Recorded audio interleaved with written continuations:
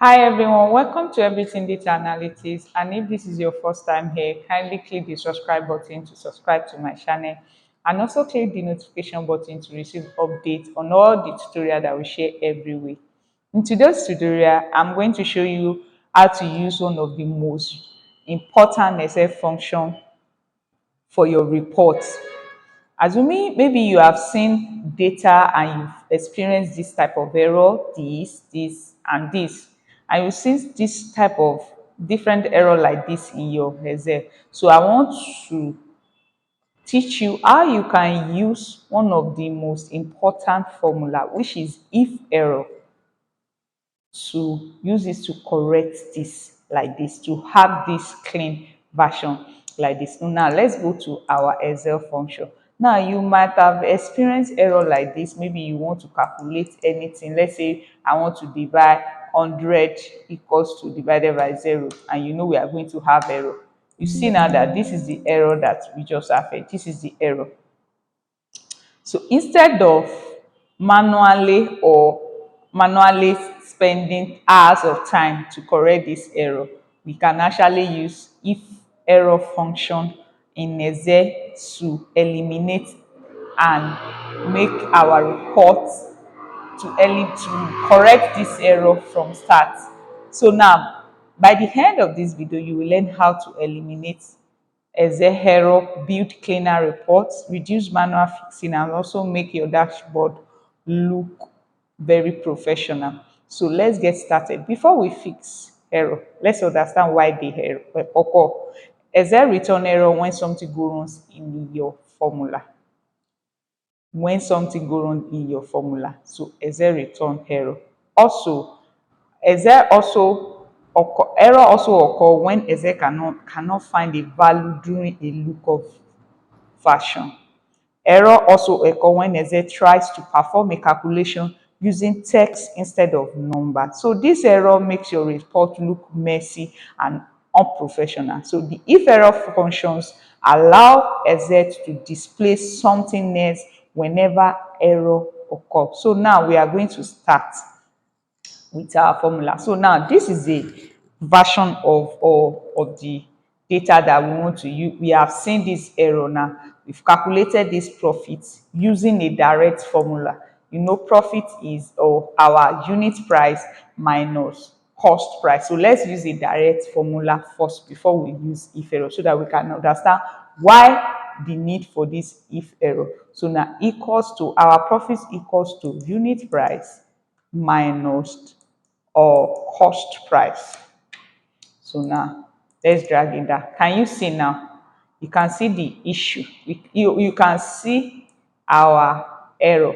You can see that we are having error, broken formula here because we have because we calculated it directly without using if error. So now this is the clean error when we use if error, which I'm going to be which I'm going to be teaching us now. So now let's start with profit.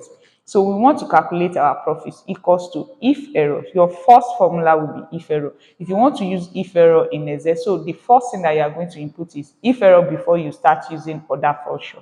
So equals to if error, your unit price minus your cost price. Oh, so we have to add 0, your value if error. So comma value 0 is 0. You just insert your 0.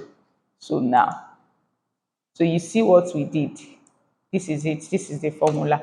So now drag it down. You see now that we don't have error again. If you go back to the broken fashion, you know there is no, this error has been fixed using if error. So now our profit margin will be equals to if error, our profit divided by our quantity, so comma 0. Don't forget to use your value if 0. So now you know these two has been fixed. If you go by, you will see now we have a broken version here when we were using this Excel, when we're using the direct formula. When we use the direct formula, we see that we have a broken version. But when we use if error, we see that it fixed all the error here now. So now Let's assume we want to do a lookup value. We want to look up for a particular, the price of this. Maybe this file is in another file and we want to look up the price of of the product of the ID. So how do we use that? Remember, IFERROR can work together with any formula. Yes. So whenever you want to make use of your IFERROR, the first thing you are going to do is to use your IFERROR first. So now we have to do equals to if error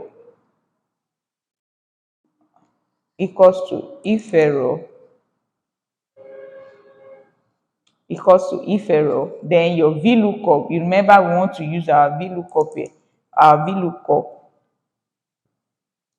Then the price, this is our ID, this is our lookup value, comma. Then what is our table array? Our table array is this to this, because we are looking for the unit price. We are looking for the unit price. Then don't forget your column index, comma, column index. So, comma, your column index is 3. If you don't know how to use VLOOKUP, sorry, let me put my formula here, comma 3. So just watch my video on YouTube. I have a video on how to make or to use VLOOKUP value.